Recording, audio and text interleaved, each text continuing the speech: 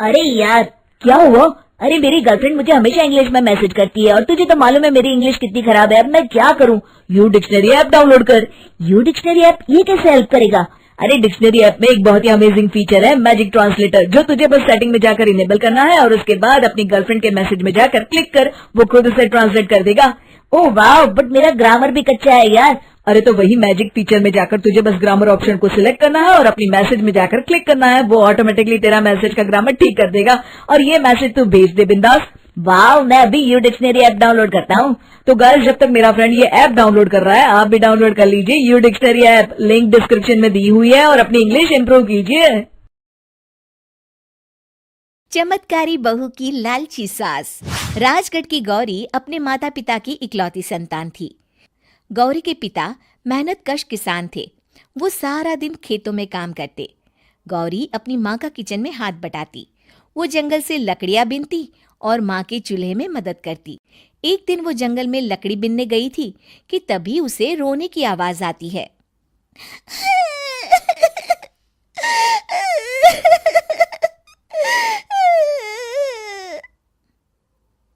अरे, यहाँ कौन रो रहा है? इस जंगल में भला किसी के रोने की आवाज? जरूर कोई जंगल में फंस गया होगा। वो देखती है तो उसे एक परी दिखाई देती है जिसका एक पंख टूटा होता है। अरे, तुम कौन हो और क्यों रो रही हो? मैं परीलोक की रानी हूँ। पृथ्वीलोक में घूमने आई थी, लेकिन देखो ना, मेरे पंख ही टूट गए। अब मैं कैसे उड़ान भरूंगी? अरे, इसे जोड़ना तो आसान है। रुको, मैं अभी जोड़ देती हूँ। ये कहकर गौरी लकड़ी और रस्सी की सहायता से पंखों को जोड़ देती है। परी अपने जुड़े हुए पंखों को देखकर खुश हो जाती है और गौरी को वरदान देती है कि वो पूर्णिमा की रात किसी भी चीज को हाथ लगाएगी तो वो सोने की हो जाएगी। लेकिन गलती से अगर उसने किसी इंसान को छू लिया तो वो अगली पूर्णिमा तक सोने का ही रहेगा। गौरी घर आती है और सारी बात अपने माता पिता को बताती है।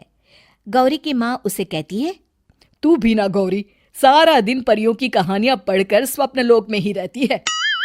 नहीं माँ, मैं सच बोल रही हूँ। देखो, आज पूर्णिमा की रात है ना, इसलिए डर के मारे मैं कोई सामान भी नहीं छू रही हूँ। अच्छा, ऐसी बात है बिटिया रानी, तो जरा इस घड़े को हाथ लगा दे। गौरी घड़े को जैसे ही हाथ लगाती है वो सोने का हो जाता है। गौरी के माता पिता घड़े को देखकर हैरान रह जाते हैं। अगले दिन गौरी के पिता उस घड़े को सुनार के पास बेचने जाते हैं तो रास्ते में उन्हें कंचा काकी मिलती है। वो सोने का घड़ा देखकर गौरी के पिता से पूछती है, अरे गौरी के बापू, ये पीतल तो बड़ा चमक रहा है। अरे काकी, ये पीतल नहीं, सोना है, सोना। बेचने ले जा रहा हूँ। अरे कहीं कोई लॉटरी लग गई है क्या? इतना सोना? गौरी के पिता काकी को गौरी को परी द्वारा दिए वरदान के बारे में बताते हैं। काकी गौरी के पिता की बात सुनकर सोच में पड़ जाती है और फिर अगले दिन काकी गौरी के घर आती हैं। गौरी के बापू, तुम्हारे लिए मैं एक खुशखबरी लाई हूँ। तभी गौरी की माँ पूछती है, क्या खुशखबरी है काकी? अरे तुम्हारी बेटी का रिश्ता मैं अपने बेटे से करना चाहती हूँ।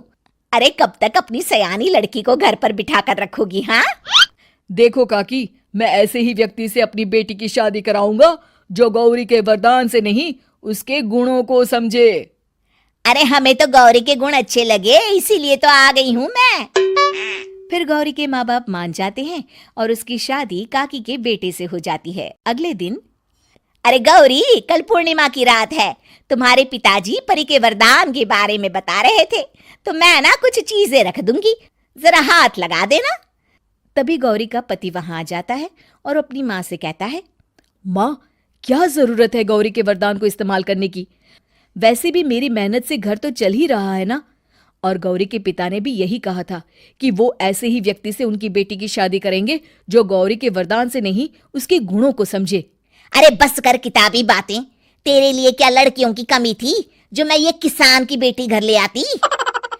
और सुन गौरी, कल अगर तूने सारी चीजों को सोने का नहीं किया तो मैं तुझे घर से निकाल दूंगी और अपने बेटे की दूसरी शादी करवा दूंगी, समझी? इतना कहकर गौरी की सास वहां से चली जाती है। अगली पूर्णिमा की रात गौरी की सास गौरी के सामने ढेर सारे बर्तन रख देती है और कहती है, जल्दी कर गौरी, रात खत्म हो जाएगी, जल्दी जल्दी इन सारे बर्तनों को हाथ लगाकर सोने का कर दे।